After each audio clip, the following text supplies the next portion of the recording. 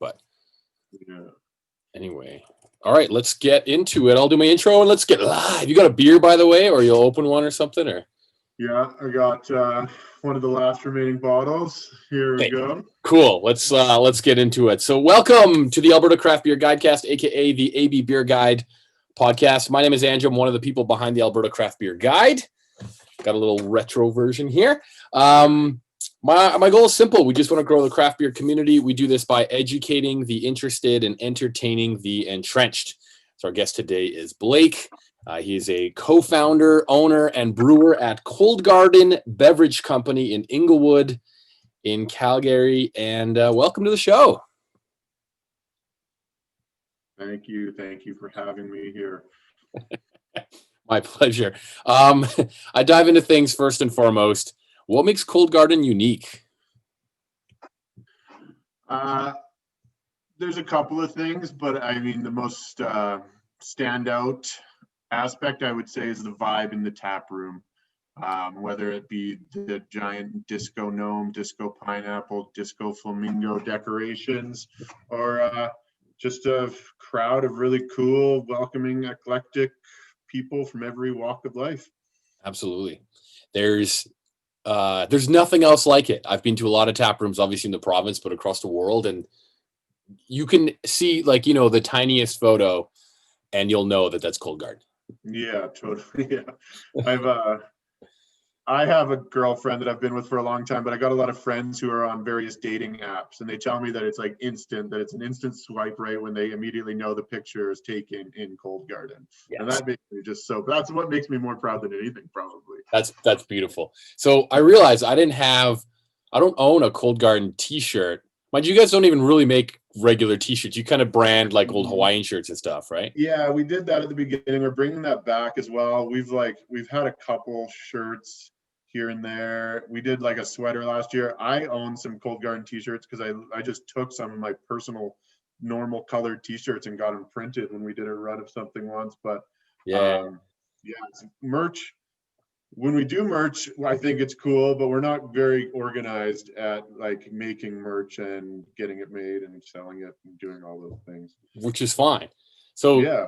Because I don't have a Cold Garden t-shirt, I figured I'd wear my most Cold Garden t-shirt. Nice. Which is like, this is like my reserved party shirt back in the day when we could have parties with lots of people.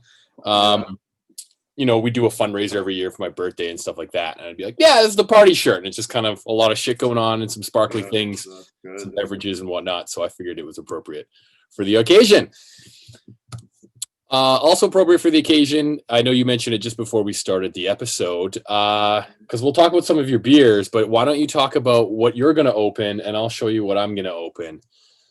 So I have here one of the, you can't really see it because I'm in the brewery, one of the final remaining bottles from our original run of Kronk that I'm enjoying today. Enjoying is a subjective word for some when it comes to Kronk, but I enjoy it. So, I mean, I'm sure people know, but some people don't know.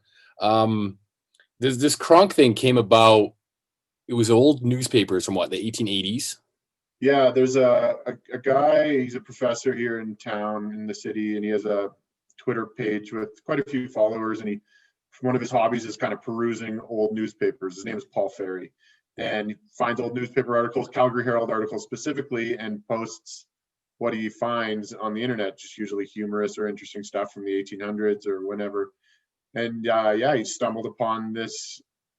It wasn't necessarily an article, but it was advertisements for a beverage called Kronk. So you'd be in the middle of an article talking about how some guy lost his horse or had his horse stolen, and then all of a sudden there'd be a break in the paragraph and it would just say drink Kronk. Or later on it said Kronk is good, or just Dr. Kronk. And this was kind of peppered throughout the newspaper. Yeah. And it was sort of this like weird viral style marketing that definitely seems out of place for the 1800s, that he thought was interesting. So he posted that to Twitter, and the Twitterverse exploded about it. And I came upon it about 2 days after it kind of started going, and it was a close friend of mine, actually. He was reading a CBC article about it, and he just sent it to me and said, you might be interested in this, and kind of as a joke. And I read it, and I think the day I read it was someone had found a recipe in an old cookbook, like Yeah. Dr. Kronk recipe, and that had got posted to the thread. And then of course it was like, which brewery is going to brew this? And so I like looked at the ingredients. It's like most of these are findable now. So I quickly like did a search. I was like, I can find all this stuff, and then ordered it up and said Kronk is coming. And I literally like, I do a lot of dumb stuff like that, like order ingredients that never get used and like make these beer plans that never get made. And so I just thought that might be it. Yeah. And then I like never in a million years would have expected it to get the legs that it got. And yeah, in no time it was CBC radio, like CBC print articles, everybody interviewing me. We did a New York Times interview, and then it hit the Guardian. And when it hit the Guardian, which was internationally distributed and went online, that was kind of like the inflection point. And then it was, we were getting all these emails from like Netherlands and all over the US and saying, when are we getting Kronk? When are we getting Kronk? So then it got like real serious and the pressure was on. And I mean, it was a lot of moving pieces, but we pulled it together. Yeah. So I heard, and you know, I hear rumors, and I try not to spread rumors. I try to go to the source with my rumors. Totally. I've just had too many examples where people have said this brewery's not opening or this brewery's for sale, and then you call them and they're like, no, that's just a rumor. Like, it's not true. Yeah. Did your first? This is what I heard. Is that your first batch of Kronk? It didn't turn out, or it wasn't what you wanted, or that is 100% true fact. So the like most important ingredient in Kronk, which I really like, I just bought. I didn't even think about it. I was like, I'll just follow this through, like whatever that says on the recipe, I'll do. I don't like. It's the first product I've made where I'm like, I don't care what it tastes like. Like I'm just following a recipe. So. Yeah. The primary and most important ingredient in Kronk is molasses. It's the fermentable sugar, which becomes alcohol. Yep. There's 20 gallons of it, or 10 gallons of it in a 100-gallon batch. 10 gallons of, so it's 10% molasses. So the day I was brewing it, I had sourced everything except the molasses. I was like, oh, I'll just go pick that up from wholesale club or a baking supply store. And I get in there and I see there's 2 types of molasses, and I've literally never done anything with molasses. Maybe eaten a gin or something. And there's blackstrap molasses, and then there's fancy molasses. And they're like, fancy molasses looks fancier, but there's not as much of it, and there's not enough of it. So I was like, well, what could the difference be? And yeah. So I bought all the blackstrap molasses, and we fermented it. We brewed it. I brewed it, and I don't brew very often anymore. But I'm in there at 9 p.m. sweating out a batch of Kronk, and within days we could start telling that something was wrong. Like, I've learned since that blackstrap molasses is what's left over after the sugar making process. So it's fine in very small amounts in baking, but primarily used as like cattle feed and stuff like that. And so when you ferment all the like sweet sugar out of blackstrap molasses, all you're left with is whatever the blackstrap part is. And it tastes exactly like it's described. And it was just like a vile, undrinkable swill. And I'm like, now it's panic time, right? Because I've spent thousands of dollars on the glass, like getting these bottles printed. The New York Times interviewed me. I was like, the day I did the New York Times interview, I was like, I had just tasted the like bad batch, and I was like just having a nervous breakdown. And so I quickly like figured, like we just said, this must be the molasses. It has to be what it is. And so I'd done the research on the molasses and learned that at the time. And then I was like, oh, blackstrap is no good. So then we like reordered the fancy, reordered all this stuff, quickly brewed it again without letting anybody know, and then just like kept saying, just a couple more weeks, and then finally got it done. I was actually on vacation when it was released, like the last few days, the bottling and the release on it. So I was like 3 days on vacation, like on my phone endlessly, like, how's it going? What's happening? It'd been a trip that'd been planned for a while, so I couldn't miss it. Yeah. But it all got done, got released, and sold out in like 11 hours or something like that. And I think I tried to buy it, but I found out the next day. I don't have notifications and things on my phone. So someone's like, you hear about Kronk? So I learned about it and read it, all this stuff. At the time, I was actually reading old Southern Alberta newspapers. So I was familiar with, I hadn't seen Kronk ads, but similar, aesthetic. And so it really clicked with me. I'm like, this is really cool. Yeah. But I think, by the time I found out about it, it was sold out. And then you guys did do a second batch, didn't you? Well, so what we did was we sold out. We saved a few bottles and released them online. So Those sold out in 11 hours. Then we did the online piece like a couple weeks later, and that sold out in like 19 minutes or something. Oh my God. So, I mean, this is the first official announcement, and you heard it here first, is that Kronk has been brewed again. There's 2 batches of Kronk in our tanks right now that we're going to release for Christmas. One just classic original Kronk, and then we tried to tweak the recipe a little bit for the modern palate. So Kronk modern, and we're going to release them side by side.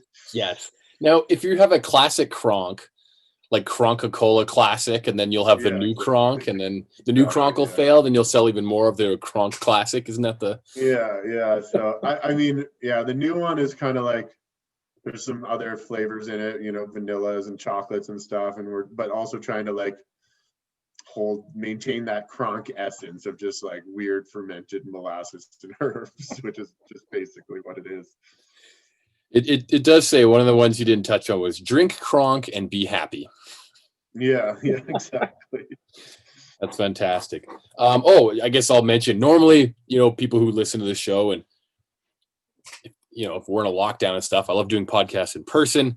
Such is life. I'll go buy a beer, but you guys are pretty Calgary centric. I've been pretty in Edmonton since the lockdown. I think I've been a total of maybe 48 hours in Calgary since March, which is really weird. I'm usually there like at least once a month for several days, but such is life. Yeah. I was digging and I found something kind of rare and odd, the way you might describe a Kronk.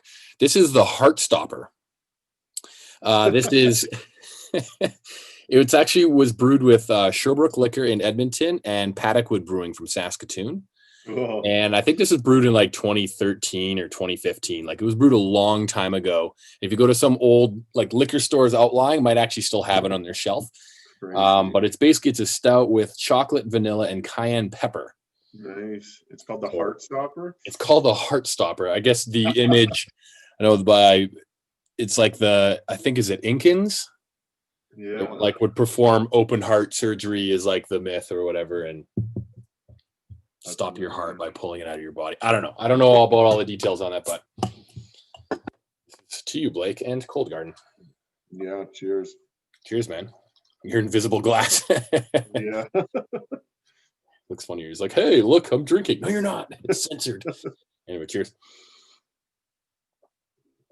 So I'm allowed to ask, because I know in some of the interviews, people wouldn't really explain what Kronk was like to drink. Would you get into it, or do you still keep it a mystery? You have to get it to kind of experience it. Well, yeah, I mean, the go-to response was, what does Kronk taste like? And then people just reply Kronk, which I love. Like, this was not, we didn't even encourage it. We didn't even start it. It was just, that was what the people that bought it said. And like, everybody bought into the joke so well, which I love. I can't describe what it tastes like. I've never tasted anything like it. I don't think I'll ever taste anything like it again. Some people are into it. It's not, you don't sit down and crush like 3 or 4 glasses of ice cold Kronk. It has it has a number of different tasting notes, but some people were really not into it. And I think that's because there was so much hype surrounding it. Usually when there's a big hype beer release, it's some giant triple dry hopped, hazy pastry stout sour combo. This is not like anything fruity or sweet or hoppy. Like, it's just very unique. So it's definitely a sipper. You get a lot of different tastes from it. But yeah, I can't even begin to describe what all I've heard from one person was that it's not subtle, is what I've been told.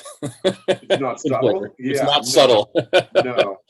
No, definitely not. I mean, again, if you've had a lot of molasses, it has a huge molasses taste to it, but all the sugar from the molasses has been fermented. So it's just like whatever that flavor is, kind of in its raw essence, mixed with a whole pile of herbs.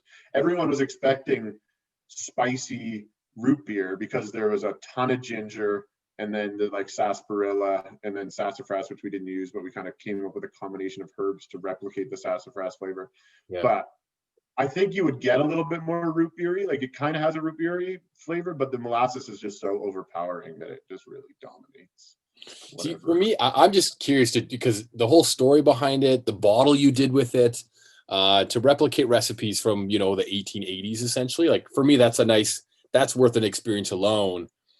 is to enjoy something like that and have that. And I don't really collect bottles. I've been collecting labels, but to get a bottle like that, it's a really unique thing, right? It's an experience. Definitely. And it was like, that was a big part of it was that, and we learned that a lot of the people, we were getting these calls, like the staff, that was the best part, was I didn't tell the staff, I didn't tell anybody I was doing this. I didn't even tell Dan, my business partner. I was just like, gonna brew some Kronk, like typed it on the internet, and then it just blew up, and like within days, and I still hadn't told anybody really. And then all of a sudden, like the staff are getting calls from like Ida, Jones, that lives on Grand Manan Island in New Brunswick or something like weird area, like asking to collect, like wants a bottle of Kronk because they're bottle collectors and they have seen old Kronk bottles. And there's just like, or there's like Wilfred Kronk from Manitoba who wants a bottle. And so people are getting these calls and they're thinking they're pranks, they're like, hello, Cold Garden. They're like, can I buy some Kronk? And they're like, no, like, don't make Kronk. Who is this? So yeah, and then it really hit the news, like, and I had to like tell everyone like, hey, this is what's happening, guys. Like, just say yes. We don't know when or where, but it's coming. So yeah, it was very important to us that we make the glass bottle and we get it printed, because we knew that collector's item, especially for the Kronk family, like so many Kronks. I've learned there's like a Facebook group for people with the last name Kronk out there, and there's like a lot of people with that name, and we knew that was part of the reason they were buying it. And they were buying lots of them, because they wanted to give them as gifts and stuff like that. Yeah, that's crazy. Like it's funny. Oh, go ahead. The Kronk 2.0, it has like a modern kind of postmodern vibe to it as well. So it's like modern Kronk, same deal. We got it printed and everything. I'm cool. Seeing the test bottle tomorrow, so yeah, cool. It's so unique that, like, so I want to talk about some of your other beers here too, but you never know what you put out is going to be the runaway hit or go viral, or like you think this is my best beer, this is my favorite beer, we're going to sell so much of this beer, and everyone latches onto something else, right? Yeah, totally. Yeah, like, well, I know this will be the last time we do Kronk, because it's not a thing you buy a lot of. It's a kind of an interesting experience, like you say, a recipe from the 1800s. But yeah, never in a million years have we thought of this. It was Patrick Schnarr. When I was talking to him about it, he was funny. He was like, "What does it taste like?" I was like, "I don't know, man. Like, it certainly isn't like a banger by any means." And he laughed. He's like, "There's a reason that Coca-Cola is still around and Kronk isn't." Hey, I'm like, yeah, that's a great way of putting it, because they're about the same age. One survived, one didn't. Yeah. So favorite beers.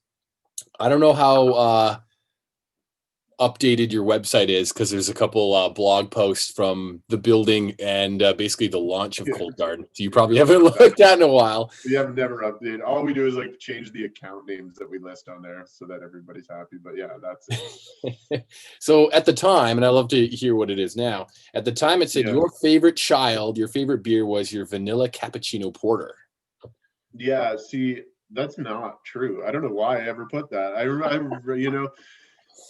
my favorite beer that we made, that beer is still around, and it's a fantastic beer. Well, yeah, I think the reason I said it, because when I wrote that bio, we were still home brewing. Like, I was still doing test recipes, like in the garage or in the brewery.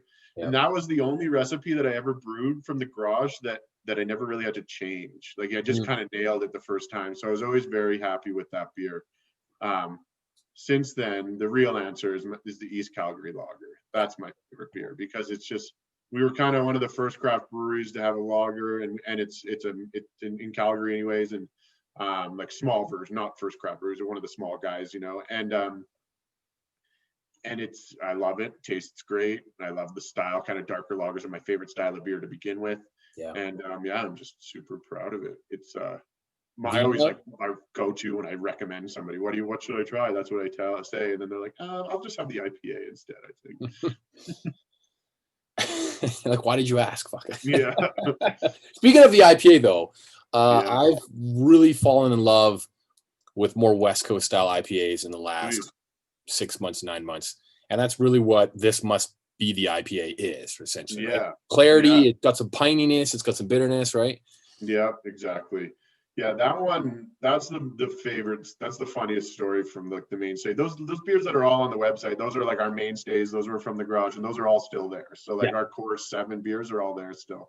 The IPA was just like, it's called, this must be the IPA. more so like, I mean, the sign behind me and the beer were named, like came up with the idea at the same moment.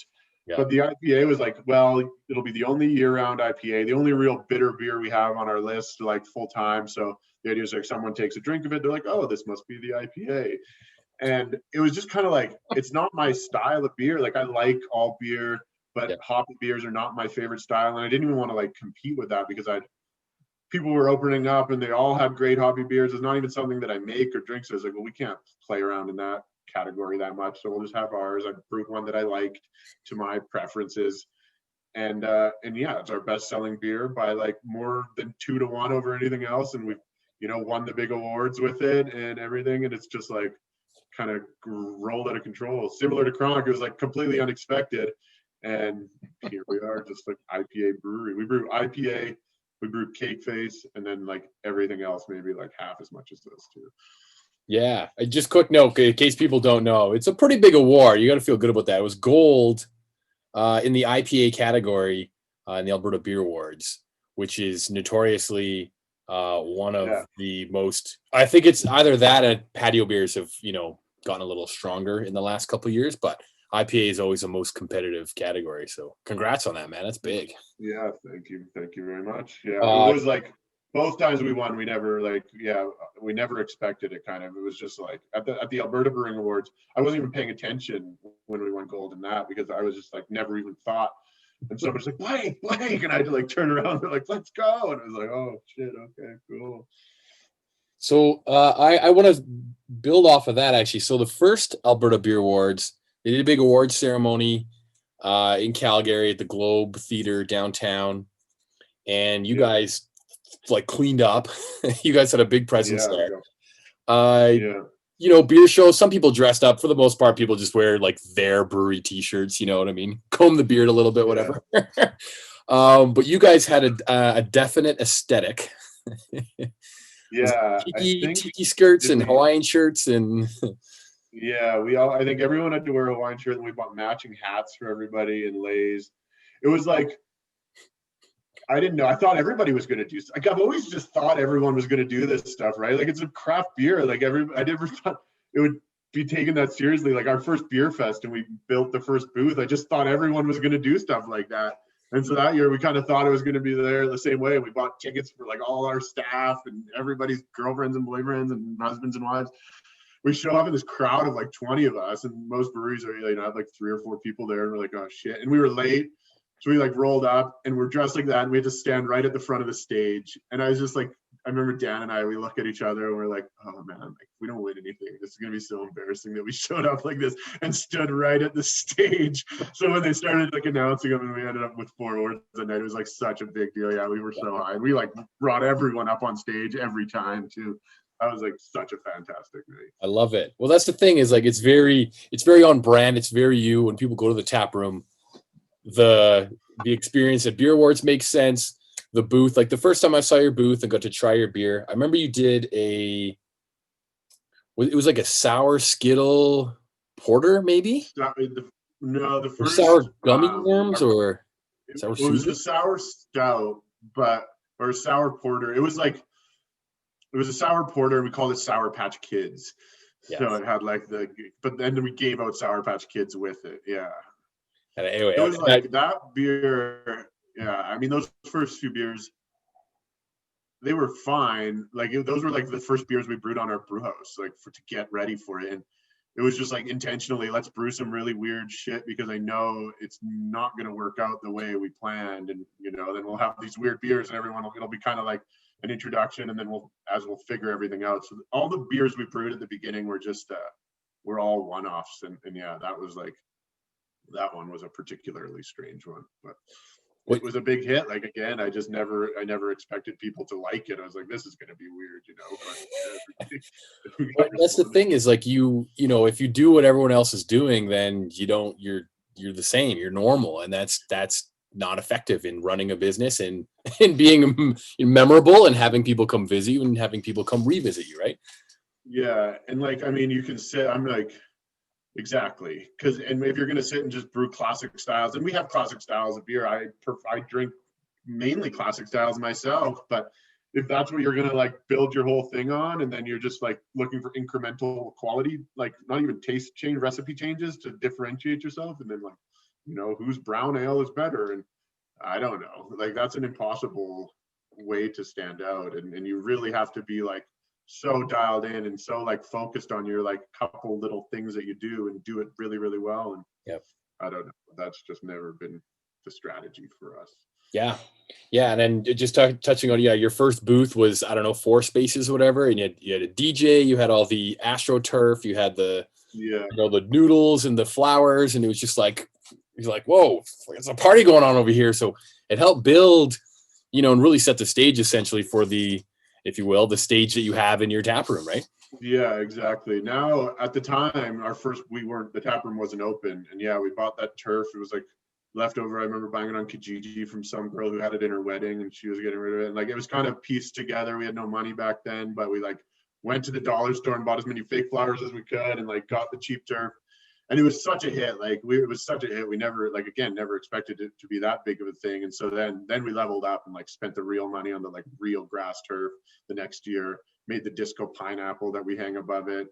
And then now it's out of control. Now it's like we bring the tap room to Beer Fest. Like, I don't even know. I think we had a 60 by 60 the last Beer Fest that we did or something like that. It's just an enormous booth. But it's cool because most booths, people go in, they have a sample, a taste, and then they move on. But yours, people are like hanging out and they're a part of the party, and they go back and keep having more beers, and it's just a total different vibe. Yeah. When the night ends, the like security has to come over and like kick everyone out because the whole like end of Beer Fest just kind of descends upon our booth. And we've gotten in trouble before for like running a little late, which is like highly discouraged at Beer Fest. Like when the bell tolls, you stop pouring samples. And yeah, but it's like if I'm drinking samples, I can't just stop for other people. That's my mindset. But yeah, of course, threatened harshly in the past. Yeah. ABF's a little lenient on you for the size of your space. They just give you the ABF guys love it. It's like Stampede security that are just like have been dealing with drunks all weekend, and they're like, please let us go home, you guys. And I'm like, oh, just better. We'll talk about one more, I guess one of your classic beers, Cake Face.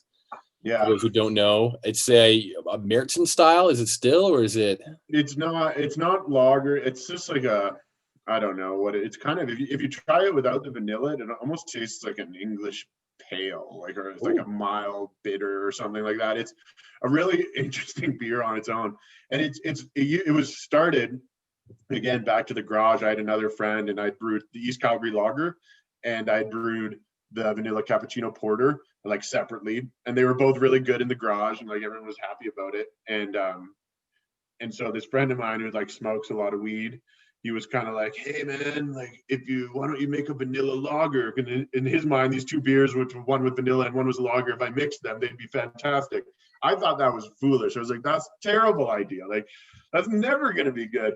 But I did. He was like one of my best buddies, and he'd like help me build my homebrew rig, and he was always there, like giving a hand and stuff, really engaged. So I was like, sure, I'll make one for him. And I never liked it at the beginning. I didn't get it, I didn't think people would like it. I tried it. I was like, oh man, like this was a bust. And then everybody, was a bunch of friends in the room, and they're like, well, let us try. And I poured out samples, and they were like, oh, this is the best. And I just, it tastes like birthday cake. And I mean, yeah, so it immediately got named Cake Face, like right there on the spot. Like, I think I like blurted out like Cake Face out of anger or something like that. And yeah, that's again the IPA is our best-selling beer, but the Cake Face is kind of like the most cult following, like it's probably in the tap room our second best most times. But when we went into lockdown and we were doing growler deliveries, Cake Face was like 3-1 over anything else we were delivering. And somebody like Dan was having a conversation with someone who because we were trying to figure out why that was, like why Cake Face so much now, and it was kind of like that's how people associate our brand. Like that beer is what people associate with the brand because it's kind of unique to us, and two, it represents us in a way, Absolutely. So yeah, now I've come to appreciate it. Like I can appreciate a good Cake Face, but it's definitely a different one. I love it. So yeah, we had an Operation Easy Bake Oven 2 summers ago where we were just slammed on capacity. We're like, this beer doesn't need to be a lager anymore. Like, there's no reason we need to spend 4 or 5 weeks to make cake face. And we just like secretly switched it to Cali ale yeast and like shaved it down to a 2-week production time, and like nobody even blinked. If anything, it got better. Yeah, which is brilliant. It gets better. You can move it more quickly. You can keep up with demand. Yeah. It's smart. That's just smart business, right? Like I know Norseman was a great example. When they started brewing in their nightclub in a hotel in Camrose, it was always a lager, and then they slowly tweaked it, and then switched it to an ale, and then started hopping a little more, and it just evolved. And now all the people in the town drink IPAs all the time, and it's just like great. Yeah. So, 2 recent beer I was just going to ask you about. Your branding, it's just, I love it. It's great. Your ad copy is fantastic. Like I keep praising Odd Company because they're just, Jacob does that. If you know Jacob Ulicki, he's just a wordsmith. Establishment, McFoniak, he's just like a beard nerd through and through. He's got the lexicon and everything. You guys just go into stories and you run with ideas, and it's like whimsical and it's lovely. You recently put out Royal Jelly Grape Sour. Yeah, that was a good one. That was a beer. Like sometimes you have an idea for a beer, for a name before a beer, and that's what that was. Like I'd learned about Royal Jelly. I didn't even know what that was. Somebody, I think it was my girlfriend, maybe had told me about Royal Jelly, and I was like, that would be a great name for a beer. And I immediately just envisioned this purple sour. And I'd seen it was like Il Sauvage out of Victoria on the island. They're doing all that cool, like colored purple sour fruit beers and barrel aged stuff. And I'd seen the purple, and I was like, man, a purple beer, that would be great. And so I heard Royal Jelly, and immediately I was like, purple kettle sour with grapes in it. And yeah, so we talked on that one all summer long, and it was just like we were so slammed all summer. It takes us forever to brew sours, and so as soon as it slowed down a bit, that was like the first thing that we got in the tank. We've been sitting on the ingredients for like a couple months at that point, waiting for it. Yeah. So it's a cool beer. It's not super tart. It's just like a super approachable sour, and it's one of those things like when you see it, I should have brought a growler of that and drank it, but when you see it, like it was someone carrying a glass across the tap room, you like see the whole eyes turn. They're like, I'll have one of those, please. Yeah. It looks like a Gatorade flavor or something, right? Like it's yeah, totally. Yeah. It's very unique. And then not only is your ad copy great, like I appreciate, words and you describing and selling a beer, essentially getting people excited to come and try it, but your video to go along with it is just absurd. That one was good. Yeah. We got these, like, we have a new company helping us do the videos, an Ambito agency. These like cool guys here in Calgary, super creative. And it's great because I'll come up with an idea and like, I don't know, like I remember we used to try and do it on our own with our cell phones and they were just like atrocious. It was kind of charming, but it was atrocious, these videos we'd make. So these guys now, they come in and they're like, okay, I was like, I want, like King Midas, and he touches and everything turns purple. And they're like, okay, we can do that. And so they like frame it and film it, and it's great. Yeah. So now it's like, it's almost like, it's created these challenges for me because now every time we like come up with a new beer, not only do I have to like sit there and painstakingly like write the copy, which is sometimes difficult, it doesn't come to you instantly. It's just like sentence by sentence, and then I just like write a sentence and then rearrange the words, and you're just doing it forever. But now I'm like, okay, like the King Midas one came to me immediately, but some of them you're just like, what are we gonna do for this video? Like how we did one like the pineapple half with the banana and the pineapple hugging in the video. It was just like so weird, and it worked out. But like I thought the day I was like, what are we gonna do for this? And just like ran to the costume shop. I'm like, we'll figure something out if I buy some costumes. Yes, I love it. Well, and here's the thing too, is that I think because certain brands are really good at doing like the polished, and there's certain aesthetics. And then when it works well, like I always say, marketers, I stole it from Gary Vaynerchuk, but marketers kill everything. They find something that works and they just kill it to death. So I think we had a resurgence of like clean designs and like cans and branding and images and all this stuff. And that it's refreshing to go more grassroots and more off the wall, or more, essentially it's you, right? It's you and your brand. Exactly. Let that shine, right? That was always like our modus operandi when we were starting the company, was that it had to be authentic. Like if Dan and I are both like kind of that music festival background where, this party vibe that we our friendship was fostered out of before the business partnership. And so we knew that if we came in and like we had this big gray ugly welding shop for a building, and if we tried to make that look like anything other than something true to us, it would be ridiculous, right? So it would never be authentic, and we knew we weren't going to like take care of it and polish the clean lines if we had them. So it always had to be authentic, and then with the marketing and the branding and kind of all of that is carried forward the same way. Yeah. So I'm going to get into my second question, which is, when I ask everyone this, is like, how did you get into beer?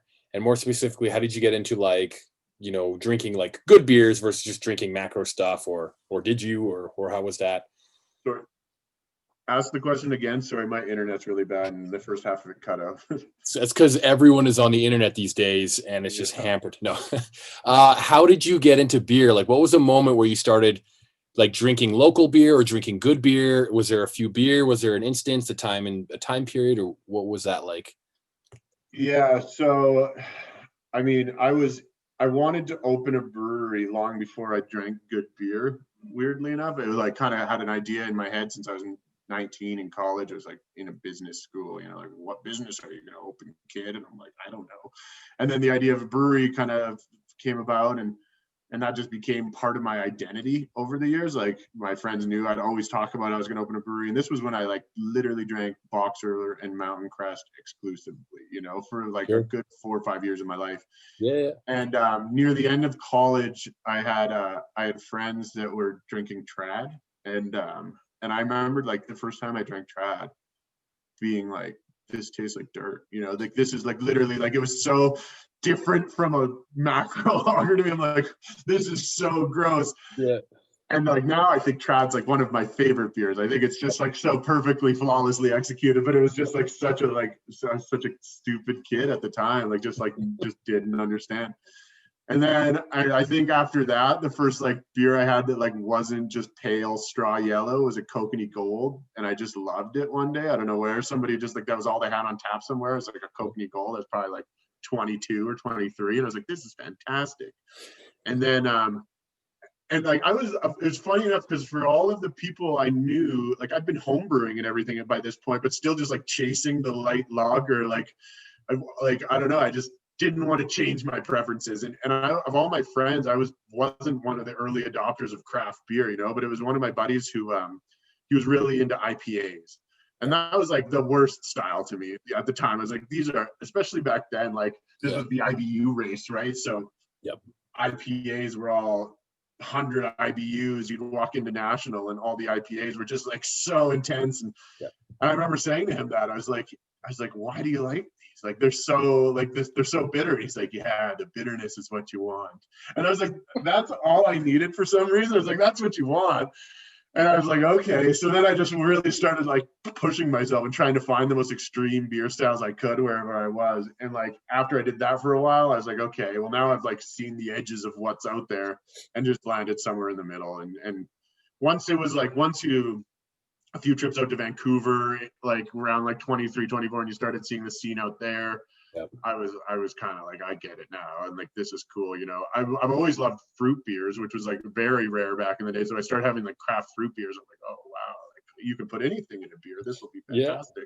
Yeah. And so from there, like my like trips to the vineyard to buy like beer kits and ingredients went from like, I want to make the lightest, easy drinking beer possible to like, okay, well, let's try and make other stuff, And then as taproom culture kind of took off around Canada and starting on the West Coast and in Quebec and stuff like that, then the whole like realized like what a small brewery can actually be. You're not just making beer, you're like selling an experience to people. Absolutely.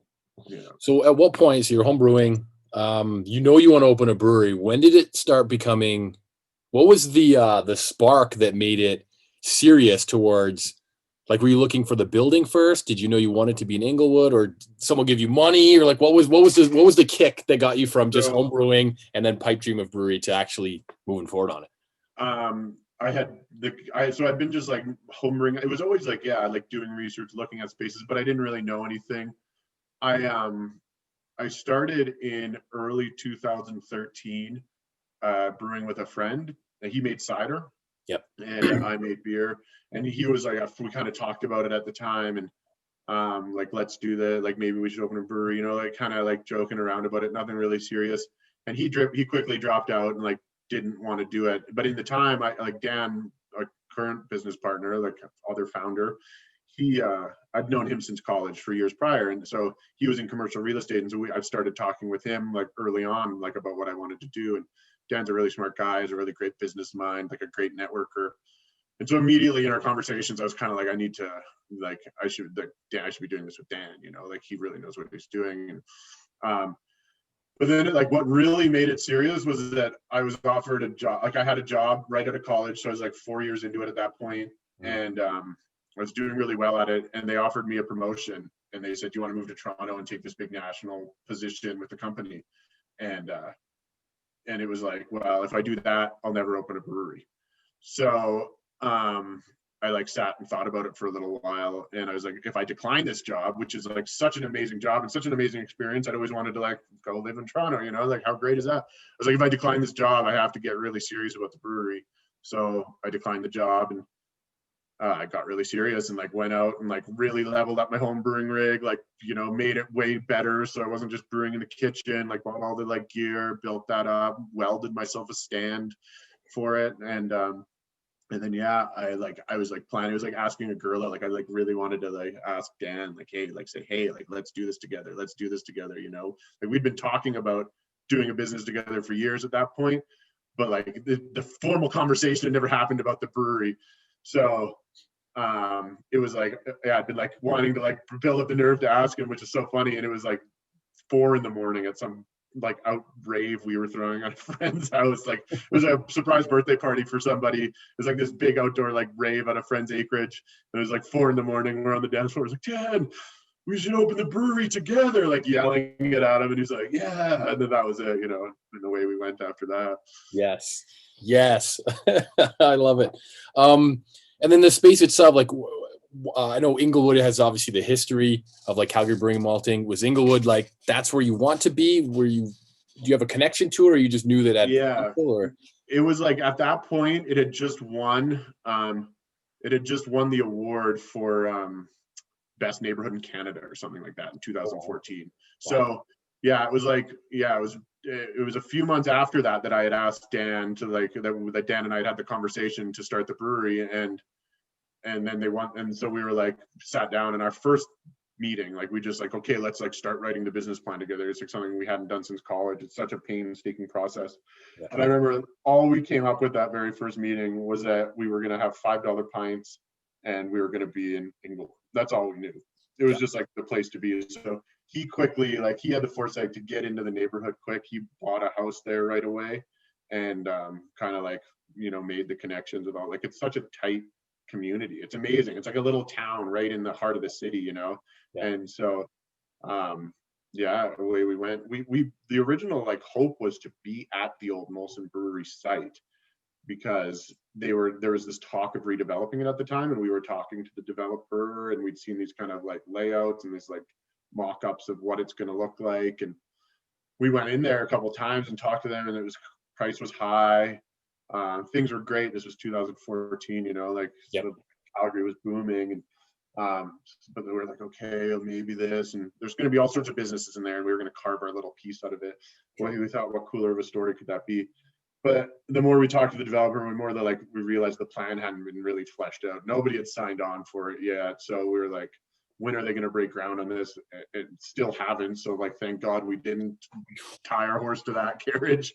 But yeah, we were looking around. There's a couple of weird industrial spots that we'd kind of poked our heads in at, and some weird stuff on 9th Ave, like right in the like retail area, like right on the main drag there.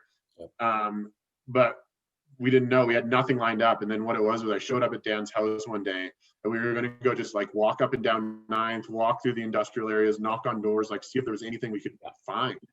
But right before we left the house, he was like, let me just quickly check on Kijiji before we go. And he like opens up. We were literally like on the way out the door, and he's like, I'm just going to search on Kijiji because I don't know if we've even done that yet. And there it was, like our building had been posted 3 hours prior. Wow. And it was like it was a great deal. We looked at it, we're like, where is that even? Like I'd driven by it a million times. I didn't even know it was there. It's just an old powder coating welding shop.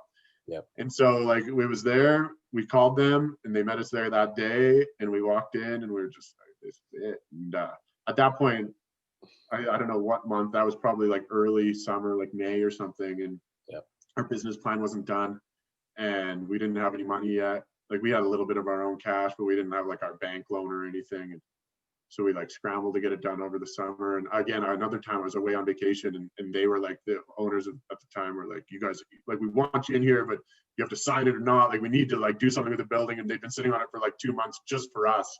Yeah. And so like, yeah, damn it, and signed the lease. And again, we didn't even have our financing or our business plan done. But the second the lease was signed, it was like, holy shit, like, okay, here we go. Yeah. And so we got home, scrambled the plan together, went to ATB, and here we are. Yeah, very cool. And then one other thing about getting started on the brewery, there was a little story. Again, just reading these old blogs kind of bring back memories, or your memories, I hope. I mean, they're not mine. But you were invited to Village and had some beers, and Jim Button was there. And then he presented to you guys a table. Yeah. It was like, everyone was sitting around just kind of having beers. I wasn't even there that night, actually. But yeah, they were sitting around having beers and he got really excited, I guess, and he ran into the closet and he pulled out this old poker table. And it was just it was the rattiest old table. And he had said, like, the founders of Village, they all sat around that table together and like planned the business. And like, even when the building was being like build out was happening, they had that table right in the center of it. They'd have beers and like, all the Village was born like at this ratty old poker table. Like it's like too low for me. Like I can't even get my knees underneath it. It's like such a small, weird table. Yeah. And yeah, he gifted it to us and said, I want you guys to have the same experience. And it was like amazing. And like, I was so sad I missed that night. I was just like crying. I was like, I'm missing out on the whole business. But yeah, so we brought it back as we were doing build out, and yeah, same deal. It just like sat in the brewery and I had to hunch over it and we would like have beers and like do like drops, the stuff we need to do in there. And since then, now the table is getting passed around to like different startups every year. So, or every, whenever kind of Village or Jim deems appropriate. But it was us, and then Common Crown, and then Prairie Dog, and I don't know where it's at now. Actually, I think I missed the last. Maybe I'll tweet at, because typically it would go to a brewery that was like being built out, or the newer brewery. Whoever was in a startup phase. I can't remember who was there actually. I think maybe Establishment got it after Prairie Dog. Maybe not. I can't remember though. Yeah, that'd be good. I'd like to know where it is too. Yeah. I'm gonna check in about that because this intrigues me. That might be a really cool like article, like to trace the path of the table and totally. And like everybody's drawn, like they sign in. Everybody kind of draws their logo on it now and stuff. It's amazing. I'm so like honored that we were a part of this little Village Table Club. Like Village, those guys are the best. They're just the most helpful, friendly kind of. And now you've been able to pay it forward with a few breweries. You've had some people do some contract brewing or rent out space or tanks in your space. Yeah. That comes to mind. You mentioned Patrick Schnarr earlier. He started off brewing on your system basically after midnight or after the taproom was closed. He would go in. He would come in whenever we weren't. At that time, Patrick was, at the time I was I don't know. It was fine having him in there, but I hated it just because I had a full-time job at the time outside of the brewery still. Yeah. And so I was doing all the brewing. So I was in there at the weirdest hours. And then I had this other like brewery that was like trying to work in there too. And I was like, I wasn't always the most accommodating to Patrick, and I feel like a jerk about it now. But in retrospect, I'm like, I can't, I know he's thankful that we helped him out, but we weren't very accommodating to him at all. He was just coming in working around my bizarre hours, and now like in retrospect it was like, oh, I was paying somebody for that. I would have been like, fuck you, man. Let me come in there. He was also working, and so he would come in like at the weirdest hours on the weekends or whenever, and we were both just in there at the strangest times brewing beer. But so he put a plastic tank in there, like his own, brought his own fermenter. There was a bunch of stuff that I never thought he could make it work. Like Patrick, I'm his biggest supporter now because I've just seen what he's done and with what he did, with what he did it with, and he's got this just the strongest, probably one of the most loyal followings in the province for beer, and he makes crazy stuff. And I just remember I was so scared at the time, buying this equipment, it's like everything has to be just this way and like exactly the way I read about it on probrewer.com, like just so nervous, right?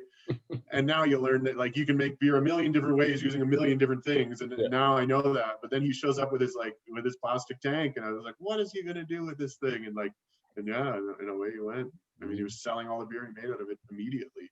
Yeah. And that kind of still happens today. It's incredible. So a lot has changed since you opened. You mentioned some of your neighbors. So when you opened in 2016, your tap room opened the fall of 2016, right? No, the tap room opened January of 2017. We started brewing in spring of 2016.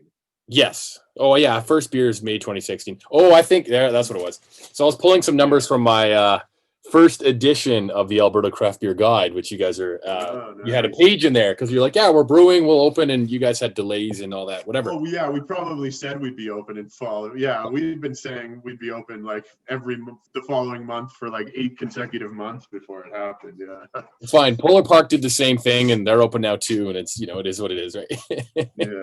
Always bug him about that. But so 2016 heading into 2017, 2016 we saw Banded Peak open, Common Crown, Highline, Mill Street, Trolley 5. 2017 we saw, right, you guys officially open, but I can't use 2016 because that's when you're brewing. It was obviously a bigger jump. 2018 was like the most in any year so far in Calgary alone and across Alberta. So touching on that of like how the scene was versus, my last question, really, time flies, is what do you want to see happen in Alberta beer? I think interesting. Yeah. I mean, we've kind of hit, I wouldn't say a saturation point, but there's a lot of breweries now. I still think there's plenty of room for more breweries. Like if you're going to open and you're in a cool area and you have a niche vibe, people are going to come there. Like there's still plenty of room. I mean, there's plenty of room for craft beer to grow as well. I'm not a proponent of this, or I don't subscribe to the belief that we've hit saturation by any means. So first and foremost, I want more breweries and I want the scene to grow bigger. I'd love them if they were all in Inglewood. I don't know if that's possible because there's not that much space here, but I want more Alberta breweries and doing all the cool, crazy, creative stuff that craft breweries do. But I do think that there's some maturing to be done in the industry. Yeah. And that, and I mean, we're just as guilty of that as anybody. Everybody needs to make better beer, or else people are going to stop liking craft beer. Like there's the brewery, going to a brewery and drinking beer is fun and cool, right? But as craft beer proliferates more into society, people are going to demand quality products and the time to, and this is like beating a dead horse in a sense, because I'm not the first person to say this, but it's true. We're on a level with BC now. I would say we're close to Vancouver, if not passing them in quality in a lot of ways. I remember going there when I was young, when 2014, when I was young, and being wow, I can't wait till Alberta's like this, Yeah. And thinking they were it was a whole nother planet of craft beer. And I went back there in February, this past February, and went to a bunch of breweries, and it was all fine. But I was I can get any of this in Calgary or better than this at a lot of places, right? But then you go to Portland or San Diego, and you're those guys are still in another planet, right? And it's just mind blowing the stuff that people are doing out there. And it doesn't necessarily mean barrel aged and sour, which is kind of the connotation with what's next in beer. Sure. If you're but it's just everything from slow poured classic pilsners to barrel aged wild ales and everything in between. It all has just kind of been leveled up. So I mean, we're still very young, and I'm not criticizing anyone in Alberta or the quality of beer they make, because like I said, we're just as guilty of being a young brewery, learning how to make excellent world-class beer. Mm-hmm. But I think that's what I want to see come next. It's just that leveled up, that just I don't know, when you taste it, you see it. And there's some guys that are doing it, and most of the time, if not all of the time, but I want most guys doing it most of the time. Absolutely. Yeah. And it's neat to see, because we're definitely in that trajectory. I was fortunate enough to be a part of, I did judging with the Alberta Beer Awards 2018, 2019, and I was just stewarding in 2020. I realized I know too many things. People like, Yeah. you can guess the beers, but you won't know. And like I had predicted a few beers. I'm like, I can't be judging anymore. Like I can't. Yeah, So I'm just stewarding, doing some media stuff and helping organize whatever. But the quality, even over the last 3 years, just those 3 beer shows, you'd be like, year one, even some beers that won gold and silver, you weren't excited about. But the most recent year, I remember in the heft category, there was 5 beer that I'm like, I'd be happy if all 5 of these beer won gold awards, like gold medals. And Yeah, not everyone can win. And if you judge them on a different day, judges will pick different results, whatever. So it's cool to see that we keep getting better, but I agree. Like there's still so much more room to keep on growing. There's some guys that are doing it like really well. Like, I mean, you talk about the heft category, like Jochen out at Far, like he's one of those guys where I said that's a strategy I would never take, is like pick a few small numbers of beers and do them excellently. Like he did that. He did it well. Like, but the guy's like a scientist, so he can he is a scientist. Yeah, he's like legitimately a scientist, and he's done such a good job. And like he's a great example of like making just like world quality class like styles, And I think Establishment's another one. Like every time I go to Establishment, I'm just like, the beer is so brilliant. Good,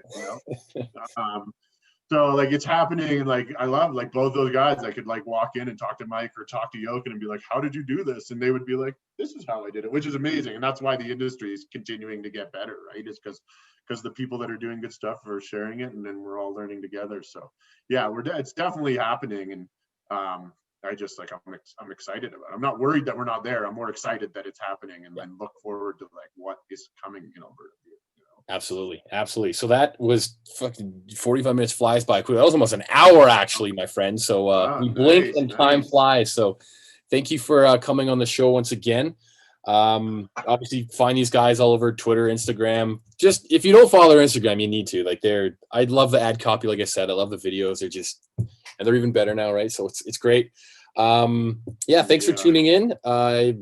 You can find us on AbBeerGuide, Twitter, Instagram, and are you guys on TikTok? Actually, you should be on TikTok. No, as Cold Garden.